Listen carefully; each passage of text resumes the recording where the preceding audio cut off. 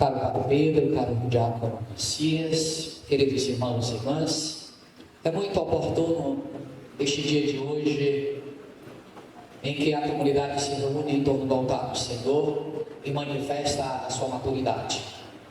Então toda a comunidade está vivendo este momento de maturidade cristã. A maturidade cristã não se dá pela idade, mas se dá pelas atitudes, pelos atos concretos, não pela idade biológica. É por isso que a Santa Mãe Igreja faz de nós essa exigência, não porque ela é exigente, mas porque ela entende que nós precisamos amadurecer caminhando na fé. Aí chega um momento em que eu digo, pronto, eu estou aqui, eu não tenho dúvida dessa caminhada, por isso eu quero me consagrar inteiramente ao reino de Deus. Por isso esse momento que vive a comunidade, toda o distrito de São Tomé, é um momento particularíssimo da nossa caminhada como eclesial, porque a comunidade se manifesta na sua maturidade de fé, e este caminho não é pouco. Pelo que eu entendi, essa comunidade ela já tem aqui mais de 100 anos, né? Ou 55 anos, né? Mais ou menos. Então é uma idade adulta, é uma idade biologicamente adulta, né? A juventude já está dizendo, está mais para lá do que para cá, né? Mas para dizer que não somos mais criança em comunidade, é uma comunidade que tem passos edificantes na sua fé. E a expressão desses passos é quando nos reunimos em torno do altar do Senhor para crismar, para confirmar a caminhada. Nesta manhã, nós escolhemos textos tão bonitos para nos alimentar. E eu tenho certeza que os nossos crismandos já os conhecem, porque foram com certeza trabalho de reflexão, né, durante essa caminhada. Mas veja, a primeira leitura é das profecias. Então o profeta, que tem a missão de animar a comunidade, ele diz, virá. Mantenham-se encorajados, esperançosos, porque virá o dia em que será derramado sobre nós, que cremos, que buscamos, que vivemos a mesma fé, o Espírito de Deus. E quando este Espírito estiver entre nós, tudo se transformará, se renova todas as coisas. Essa é a esperança do profeta. E a comunidade, vivendo essa esperança, ela se põe a caminhar, vivendo dia após dia, mas sabendo que ela é uma comunidade esperançosa do Espírito Santo de Deus. E aí, dentro dessa esperança, nós acabamos de ouvir o Evangelho. Enquanto que o profeta lançava a esperança, Jesus Cristo nos disse o que hoje? Hoje se realiza a profecia. Então o Evangelho é uma realização da palavra do profeta, daquele homem que animou a comunidade na sua caminhada. Então poderíamos dizer daqueles primeiros entre nós, que estiveram aqui, os primeiros moradores, que disseram, não podemos viver de qualquer jeito, não podemos estar aqui de qualquer jeito, nós precisamos nos unir também na fé, nós precisamos também ter uma identidade. E eles nos construíram, olha o tamanho que nós somos, né? Foram eles que tiveram essa visão, que se lançaram na esperança. E aqui estamos hoje atualizando aquela esperança, dando resposta àquele anseio de 55 anos atrás. Né? Então nós estamos atualizando a palavra de Deus hoje. Estamos atualizando a palavra de Deus hoje. Mas tem algo a mais para nós. Tem algo a mais para nós. Jesus, quando toma a palavra e começa a ler a palavra do profeta Isaías, o próprio evangelista começa dizendo que Jesus estava onde? Estava na sua casa, estava na sua vila. Nazaré era uma vila, estava na sua vila, estava no meio dos seus, para nos dizer que Jesus não era um estranho, assim como nenhum de vocês. Nenhum de vocês é um estranho lá onde vocês estão. Vocês têm uma identidade. Então Jesus estava em Nazaré, no meio dos seus. No meio dos seus. Todos os conheciam. Ao ponto que ele tomou uma atitude, que essa atitude só é tomada porque ele vive na comunidade. Porque ele está inserido na comunidade. Por exemplo, nossos leitores acabaram de ler para nós, de anunciar para nós a primeira e a segunda leitura e os salmos. Por que eles fizeram isso? Eles são estranhos para nós? Não, eles não são estranhos, como são anunciadores da palavra, ao ponto de ser escolhido para vir proclamar a palavra de Deus para nós. Então Jesus foi a mesma coisa. Ele não era um estranho na comunidade, ele tinha uma casa, ele tinha uma mãe, ele tinha um pai. E foi convidado, como todos nós fomos convidados, a servir.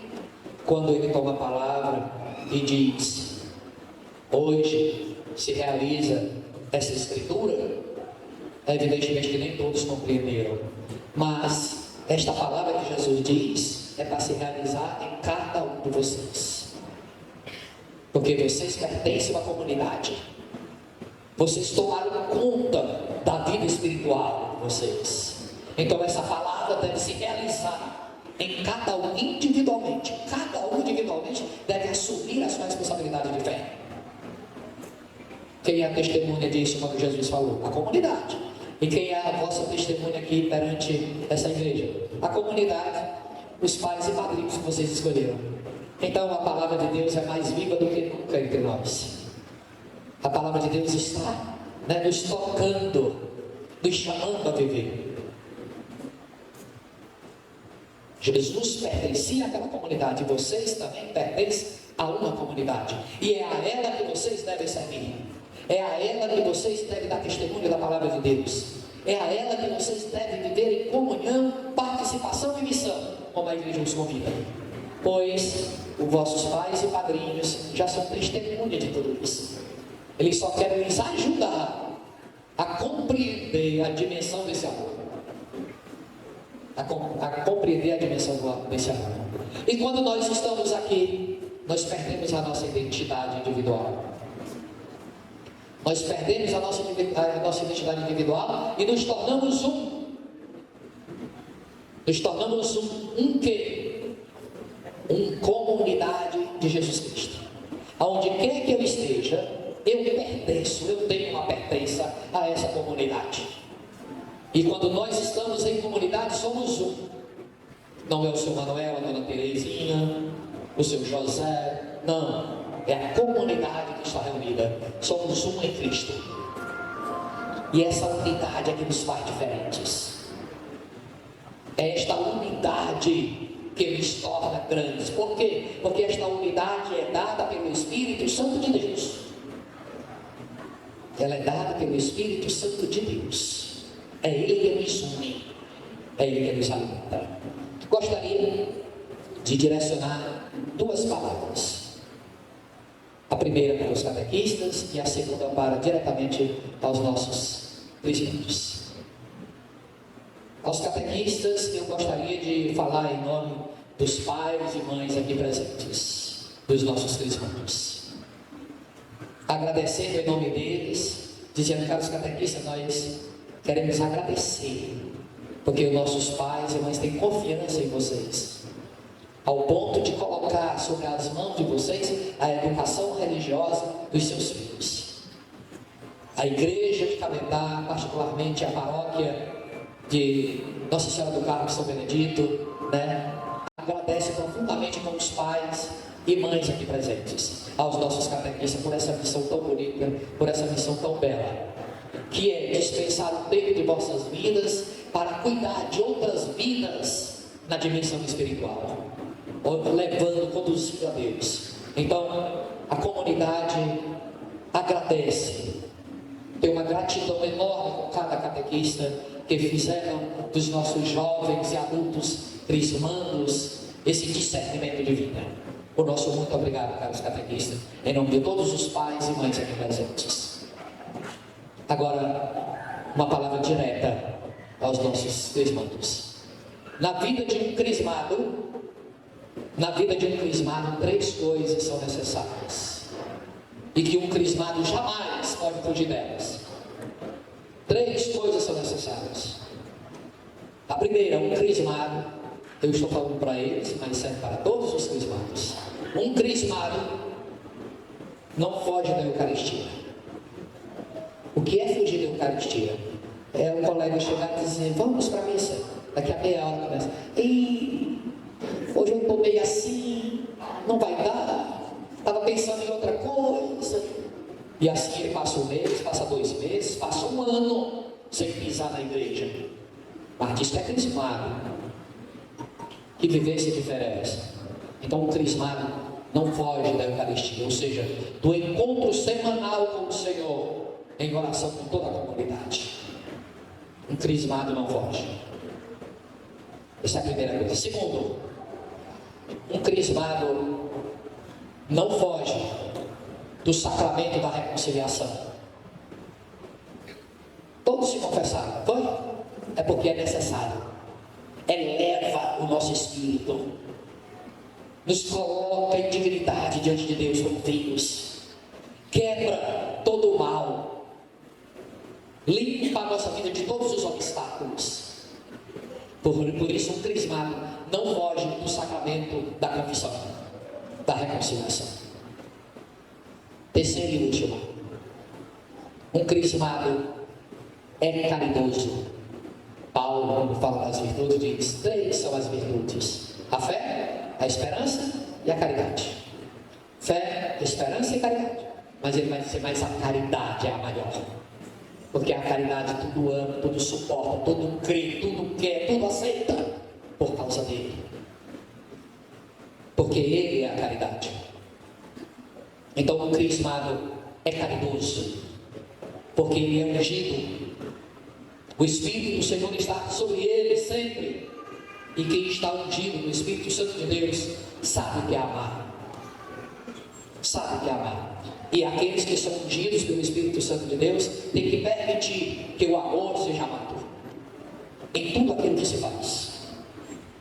Portanto, não esqueça: Eucaristia, missa dominical pelo menos, sacramento da reconciliação, quando entenderem que está na hora,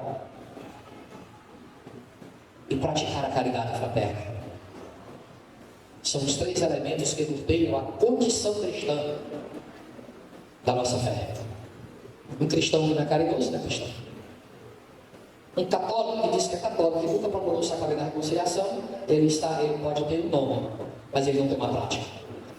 Uma pessoa que diz que é católica e nunca procurou a Eucaristia, ele pode ter um nome, mas ele não pratica. Portanto, veja a beleza na qual nós somos conduzidos. Isso é um dom, isso é uma graça, é um valor inestimável, e muitos desejam, e quando descobrem esta alegria, não larga mais, porque sabe que estar na presença de Deus é sempre estar em estado de graça, e é assim que Ele nos quer como filhos e filhas, sempre em estado de graça.